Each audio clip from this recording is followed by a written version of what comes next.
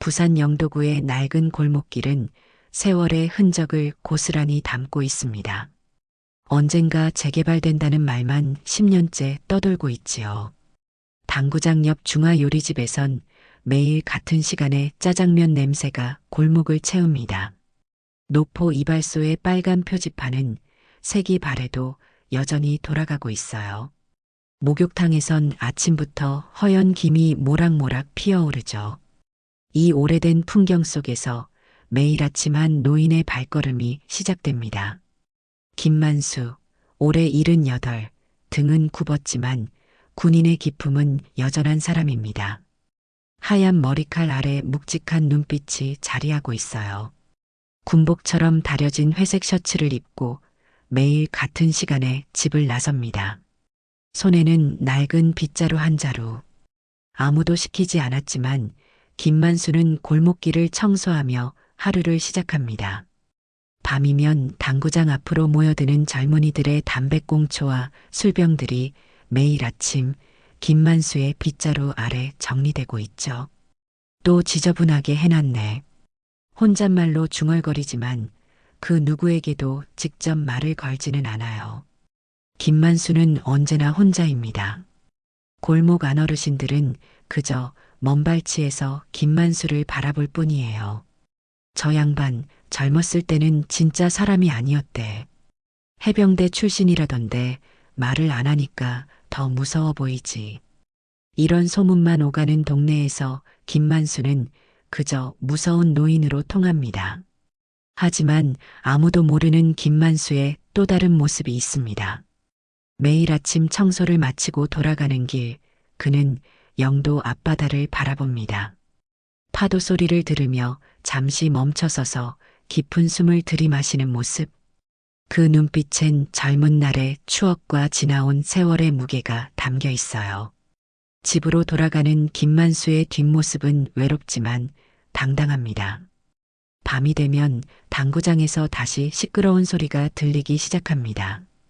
욕설과 담배 연기, 술병 부딪히는 소리.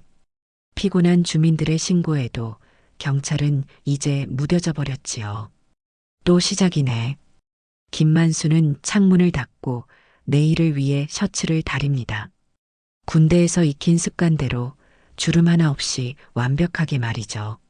내일도 변함없이 빗자루를 들고 골목을 청소할 준비를 합니다. 이것이 김만수의 하루입니다. 어느 화창한 봄날 오후 영도의 골목길에 평소와 다른 긴장감이 감돌았습니다. 당구장 앞에 성우와 그의 친구들이 모여 담배를 피우고 있었어요.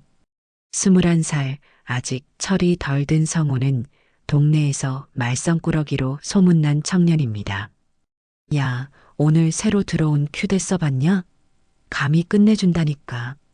친구들과 웃고 떠드는 성우의 모습은 그저 평범한 젊은이 같았습니다. 하지만 동네 주민들은 그들을 마주치지 않으려 길을 돌아가곤 했죠. 그날도 어김없이 빗자루를 든 김만수가 골목을 청소하며 다가왔습니다. 비켜줄래? 청소해야겠어. 말투는 차분했지만 눈빛엔 단호함이 서려 있었어요. 성우는 눈살을 찌푸리며 친구들을 돌아봤습니다. 그냥 지나가세요, 영감님. 우리가 왜 비켜줘야 되는데요? 동네 어른에게 하는 말투가 아니었습니다.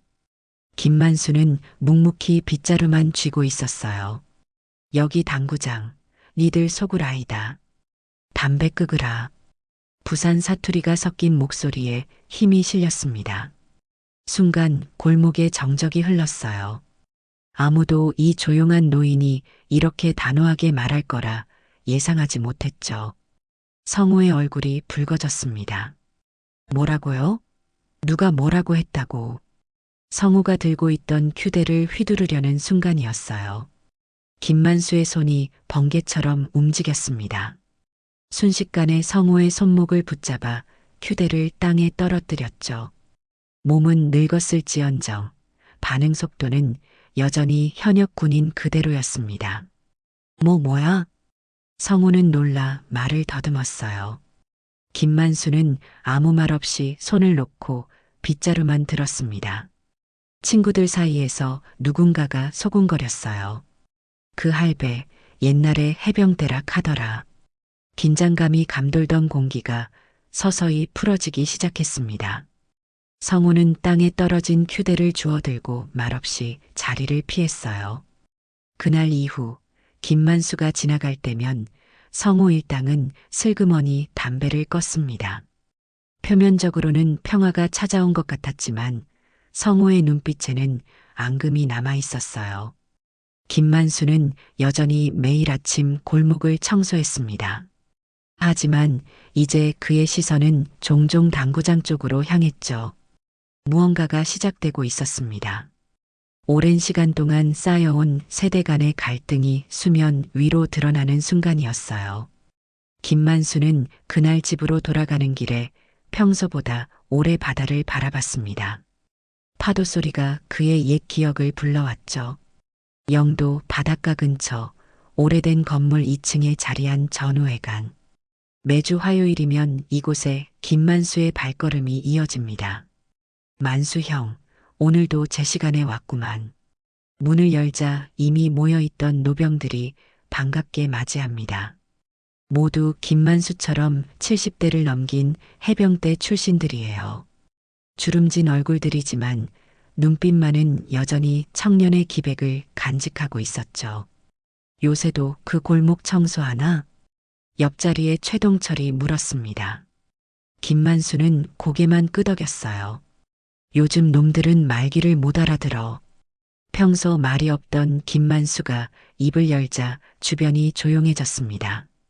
전우들은 서로 눈빛을 교환하며 회심의 미소를 지었어요. 또 싸웠구만. 우리 만수는 여전하네. 농담처럼 던진 말에 모두가 웃음을 터뜨렸습니다. 오직 이곳에서만 김만수는 마음을 열었죠. 창가에 놓인 소주잔을 기울이며 김만수는 천천히 말을 이었습니다. 그 당구장 앞에 있는 녀석들, 요즘 더 심해졌어. 동료들은 말없이 고개를 끄덕였어요. 그들도 각자의 동네에서 비슷한 경험을 하고 있었습니다. 세상이 많이 변했지.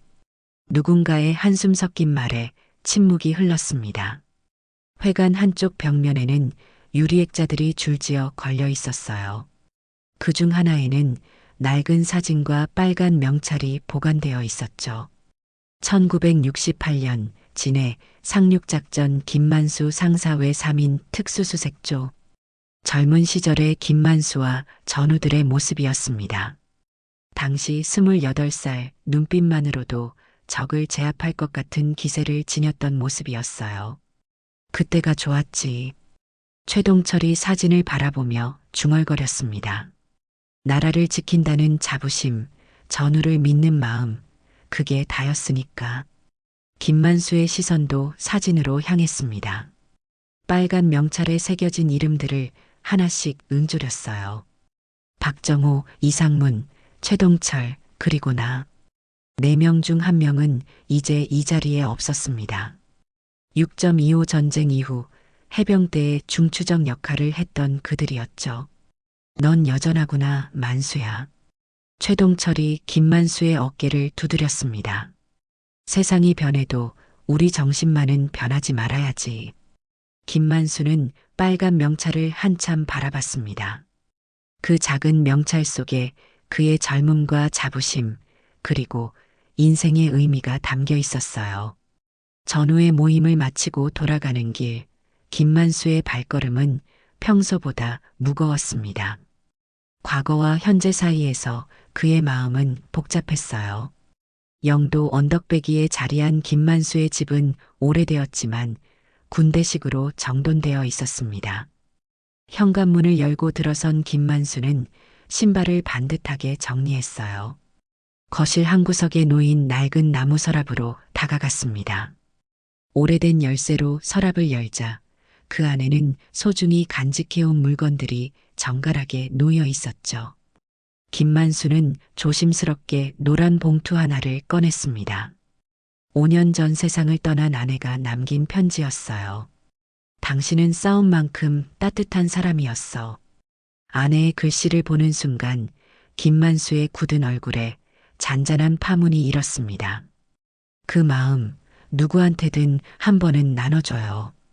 아내는 늘 김만수의 숨겨진 따뜻함을 알아봤죠. 편지 옆에는 손주 민호의 사진과 스카우트 단증이 놓여 있었습니다. 서울로 이사간 아들 가족과는 이제 1년에 한두 번밖에 만나지 못했어요. 할아버지, 나중에 저도 할아버지처럼 될래요. 사진 속 민호는 해병대 모자를 쓰고 경례를 하고 있었습니다. 김만수는 사진을 쓰다듬으며 혼잣말을 중얼거렸어요. 아직 내가 살아온 방식이 틀리지 않았다고 누가 한 명은 말해줬으면 좋겠다. 창밖으로는 영도의 밤바다가 어둠에 잠겨갔습니다. 오랜 군 생활 동안 단 한 번도 흔들리지 않았던 그의 마음이 요즘은 자주 흔들렸어요. 세상은 빠르게 변했고 그가 지켜온 가치는 점점 낡아가는 것만 같았습니다. 지키기 위해 싸워왔는데 김만수는 편지와 사진을 다시 서랍에 넣었습니다. 그 옆에는 또 하나의 특별한 물건이 있었어요. 바로 해병대 시절 달았던 빨간 명찰이었죠. 그것은 단순한 이름표가 아니었습니다. 그의 젊음과 자부심 그리고 인생의 방향을 결정한 상징이었어요. 김만수는 명찰을 손에 쥐고 잠시 눈을 감았습니다. 전우들과의 기억, 국가를 위한 헌신, 가족을 향한 사랑, 이 모든 것이 그를 지금까지 지탱해준 힘이었죠. 내일도 골목을 청소해야겠군. 김만수는 명찰을 다시 서랍에 넣고 자리에서 일어났습니다. 창밖에서는 당구장의 소음이 들려왔지만 오늘만큼은 신경 쓰이지 않았어요. 그의 마음속에는 다른 소리가 울려 퍼지고 있었으니까요. 아내의 목소리, 손주의 웃음소리, 그리고 전우들과 함께했던 시간들. 김만수는 오늘도 내일을 위해 셔츠를 다렸습니다. 며칠이 지나고 영도의 골목길에는 불안한 기운이 감돌기 시작했습니다. 성우 일당의 행동이 점점 대담해졌기 때문이었죠. 이제는 당구장 앞뿐만 아니라 골목 전체를 자신들의 영역인 양 활보했습니다. 밤마다 더 큰 소음이 골목에 울려 퍼졌고 주민들의 불만은 높아졌어요. 또 시작이네. 김만수는 창문을 닫으며 한숨을 내쉬었습니다. 그날 밤 평소보다 더 시끄러운 소리에 김만수는 잠에서 깼어요.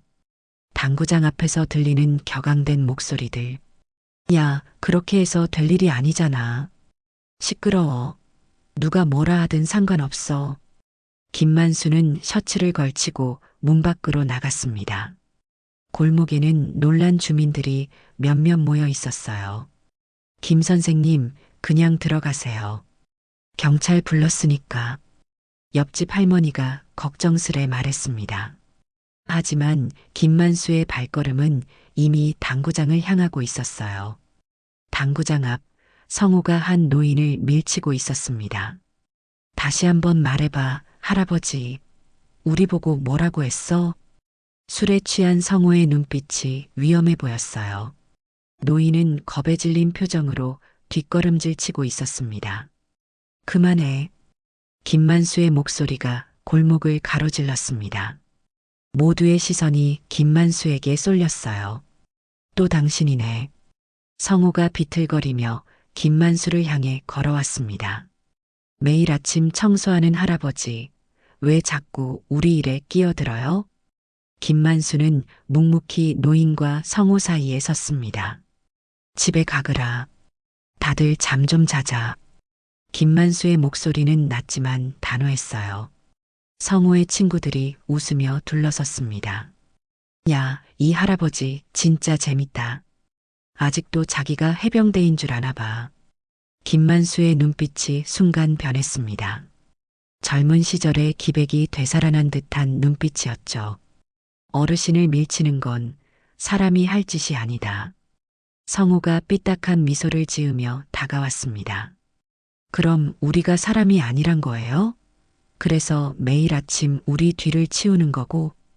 김만수의 주먹이 굳게 쥐어졌지만 그는 참았습니다. 내일 아침에 또 치울 테니까 오늘은 그만하자. 김만수가 노인의 팔을 부축하며 돌아서려는 순간이었어요. 야, 가지마. 성우가 김만수의 어깨를 잡았습니다. 순간 김만수의 몸이 반사적으로 움직였어요. 하지만 마지막 순간 그는 멈추었습니다. 다음에 또 보자. 김만수는 노인을 데리고 자리를 떠났습니다. 뒤에서는 성우 일당의 야유가 이어졌어요. 다음에는 그렇게 쉽게 못 가실 거려, 할아버지. 김만수는 노인을 집까지 바래다 준 후 자신의 집으로 돌아왔습니다. 오늘 밤의 일은 끝이 아닌 시작임을 그는 알고 있었어요. 다음 날 아침 김만수는 평소와 같이 빗자루를 들고 골목을 청소하기 시작했습니다. 하지만 이날은 어제의 일로 인해 마음이 무거웠어요. 만수 씨, 어제 고마웠어요. 어젯밤 구해준 노인이 다가와 인사를 건넸습니다. 김만수는 고개만 끄덕였죠. 당신 같은 분이 아직 있어서 다행이에요. 노인은 김만수의 어깨를 가볍게 두드리고 갔습니다. 이런 인사가 김만수에게는 오랜만이었어요. 낮 동안은 평온했지만 저녁이 되자 예감대로 성우 일당이 다시 나타났습니다. 이번에는 더 많은 인원이 모여 있었고 분위기도 더 험악했어요. 저 할아버지 나올 때까지 기다리자. 성우의 목소리가 골목을 울렸습니다. 김만수는 창문을 통해 그들을 지켜보았어요. 이대로 나가면 더 큰 문제가 일어날 것이 분명했죠. 그때 김만수의 시선이 서랍으로 향했습니다. 잠시 생각에 잠긴 후 그는 결심한 듯 서랍을 열었어요. 해병대 시절 입었던 군복을 꺼내 입었습니다. 낡았지만 깔끔하게 다려진 군복이었죠. 마지막으로 빨간 명찰을 가슴에 달았습니다. 이제는 진짜 싸워야 할 때인가. 김만수는 천천히 집을 나섰습니다. 골목에 김만수가 나타나자 성우 일당은 잠시 말을 잃었어요. 군복 차림의 노인은 그들이 예상했던 모습이 아니었으니까요. 왜 또 왔어? 이제는 그냥 가면 안 될 것 같은데? 성우가 앞으로 나섰습니다. 김만수는 담담히 말했어요. 이 골목은 나만의 것도 너희만의 것도 아니다. 성우는 비웃으며 주머니에서 무언가를 꺼냈습니다. 작은 칼이었어요. 이제 어떡할 건데, 할아버지? 주변의 사람들이 놀라서 뒤로 물러섰습니다. 김만수는 천천히 외투를 벗었어요. 해병대 군복이 드러났습니다. 가슴에 달린 빨간 명찰이 저녁빛에 반짝였어요. 해병은 싸우기 위해서가 아니라 지키기 위해 싸운다. 그의 목소리는 차분했지만 단호했습니다. 순간 김만수의 몸이 물 흐르듯 움직였어요. 주먹 한 방이 아닌 정확한 제압 기술이 이어졌습니다. 성우의 손에서 칼이 떨어졌고 그는 순식간에 제압되었어요. 모든 일이 너무 빨리 일어났기에 아무도 제대로 보지 못했습니다. 성우는 바닥에 쓰러져 놀란 눈으로 김만수를 올려다봤어요. 어떻게? 김만수는 칼을 주워 주머니에 넣었습니다. 이런 건 필요 없다. 사람은 말로 소통하는 거야. 김만수의 눈빛이 달라졌습니다. 그건 무서움이 아닌 책임감이었어요. 성우의 친구들은 이미 달아나고 없었습니다. 김만수는 성우에게 손을 내밀었어요.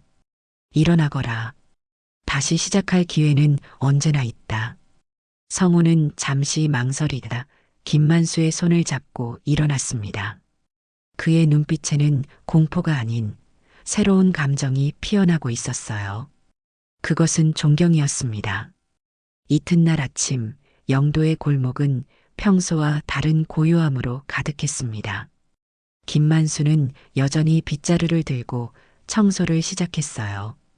그런데 놀랍게도 당구장 앞은 깨끗했습니다.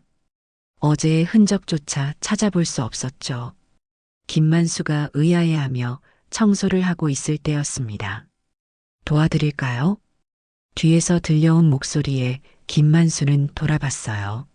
성우였습니다. 어제와는 다른 표정으로 서 있었죠.